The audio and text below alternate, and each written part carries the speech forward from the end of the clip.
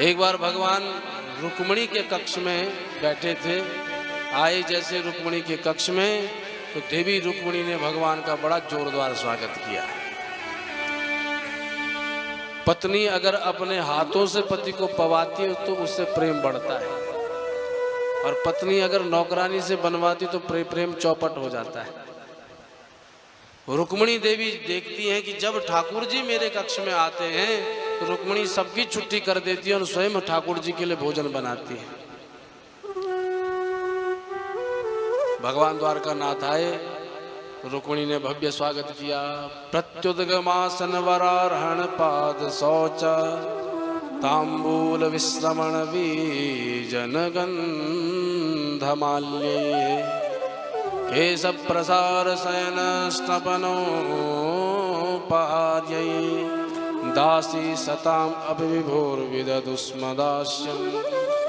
दासियों की छुट्टी कर दी और स्वयं दासी बनकर के भगवान की सेवा करने लगी भगवती रुक्मिणी। भगवान को सुंदर स्नान करायो, सुंदर तिलक लगायो, सुंदर वस्त्राभूषण अलंकार धारण करे, सुंदर भगवान के उलझे हुए केशों को सुलझाने लगी। उच्चा सिंहासन पर बिठाया, सुंदर भोजन पवाया, अब भोजन पाकर के मुंह में पान दबवाया। अब भगवान से बातें करने लगी, पंखा लेकर के भगवान की सेवा करने लगी। सेवा कर ही रही थी कि अचानक भगवान ने सोचा कि गृहस्थ में गंभीरता अधिक नहीं होनी चाहिए, हास परिहास होना चाहिए, हंसी मजाक। तो भगवान को आज हास्य विनोद सूझा। तो भगवान बोले, देवी एक बात पूछे? देवी रुक्मिणी बोले, हाँ हाँ प्रभु पूछो। बोले, आपसे एक बात कहना चाहते हैं। राजपुत्रीप्सिता भूपै लोकपाल विभूति भी महानुभावै श्रीमद्भी रूपोदार्य बलोर्जिते। देवी आपने मुझ में ऐसा क्या देखा जो मुझसे विवाह किया? अरे हम तो गोकुल के गवार ग्वार हैं, हम में तो कुछ विलक्षणता है नहीं, प्रतिभा है नहीं, प्रभाव अपनो है नहीं, फिर हम में कहाँ देख के तुमने विवाह कर लियो? हम जानते हैं देवी, तुमसे विवाह करने के लिए बड़े बड़े राजा आए थे। अरे चेदीराज शिशुपाल जैसा महारथी आया, बड़े बड़े राजा तुमसे विवाह करना चाहते थे, पर उन राजाओं को छोड़ करके तुमने मुझ गवार ग्वाले से विवाह काहे को कर लियो? अब बात करने लगे हास परिहास, और टुकुर टुकुर देख भी रहे कि रुक्मिणी को कैसा लग रहा है। रुक्मिणी कुछ बोली नहीं, पर शक पका गई, आज भगवान ऐसा क्यों कह रहे? अरे भैया, विवाह के बाद भी ऐसी बात करी जाए तो भी चलता, पर आज इतने बच्चे हो गए दर्जनों, और अब जाके ऐसी बात कर रहे हो? बोले, देखो तुमने हो सकता है हमें कोई ये गुण देखा हो कि द्वारका में है। अरे द्वारका में तो हम छुपे बैठे हैं।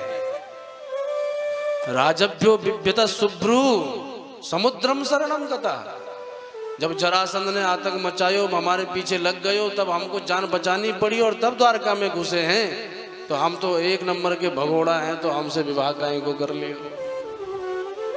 देखना चाहते हैं कि क्या प्रभाव रुक्मिणी के हृदय भवन पर पड़ता है। पर बोलते गए, अचानक भगवान वो बोल गए जो कोई भी पत्नी पतिव्रता स्त्री नहीं सुन सकती पति के मुख से। भगवान बोले, देवी हमें तो लगता है हम बिल्कुल आपके हिसाब से ठीक नहीं है, पर अभी भी कुछ नहीं बिगड़ा। अगर तुम्हें किसी और को पसंद कर रखो है तो वहां से विवाह कर लो, और जिससे तुम्हारी सारी कामनाएं पूर्ण हो जाएं।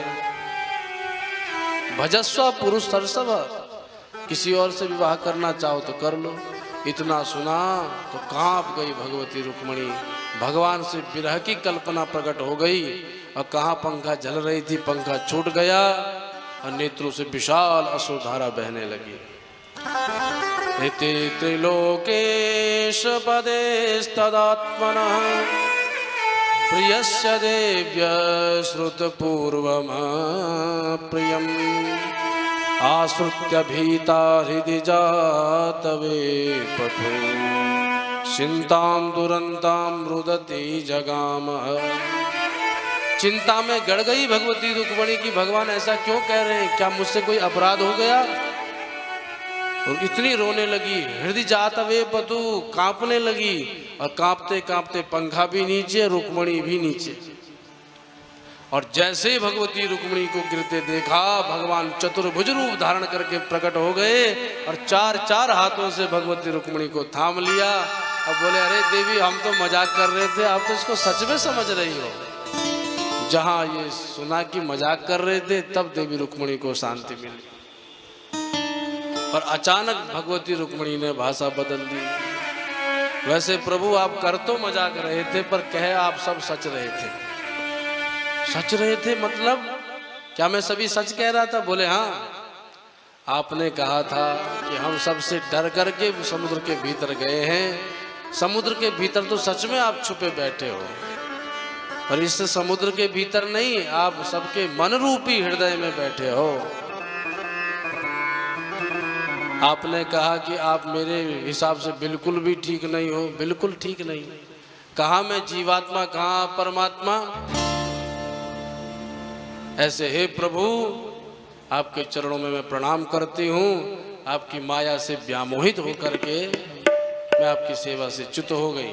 बोलो भक्त वत्सल भगवान की जय।